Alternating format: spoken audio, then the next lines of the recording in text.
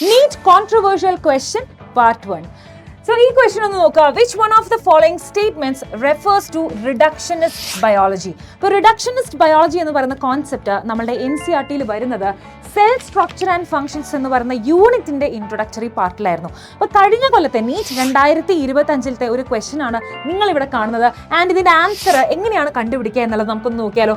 നമുക്ക് തന്നിരിക്കുന്ന 4 സ്റ്റേറ്റ്മെന്റ് ആണ്. ഈ 4 സ്റ്റേറ്റ്മെന്റ് ഒന്ന് വായിക്കാം. Chemical approach to study and understand living organism. Chemical approach, okay. Behavioral approach to study and understand living organism. Behavioral approach, ഞാൻ underline ചെയ്ത് വെക്കുകയാണ്. Physico-chemical approach to study and understand living organism. അപ്പോൾ ഇവിടെ നമ്മൾ കൊടുത്തിരിക്കുന്ന approach Physico-chemical approach. അടുത്തത് നോക്കുക, Physiological approach. Physiological approach. അപ്പോൾ 4 അപ്രോച്ചസ് ആണ് പറഞ്ഞിരിക്കുന്നത്. ഇതിൽ ഏതാണ് കറക്റ്റ് ആൻസർ എന്നുള്ളത് നിങ്ങൾ ഈ ഒരു ഭാഗം വായിച്ചാൽ മാത്രമേ മനസ്സിലാവുള്ളൂ. ഇവിടെ നോക്കുക, ഇവിടെ എന്താണ് വരിക? This physico-chemical approach, കണ്ടോ ഈ ഒരു സ്റ്റേറ്റ്മെന്റ് കണ്ടോ?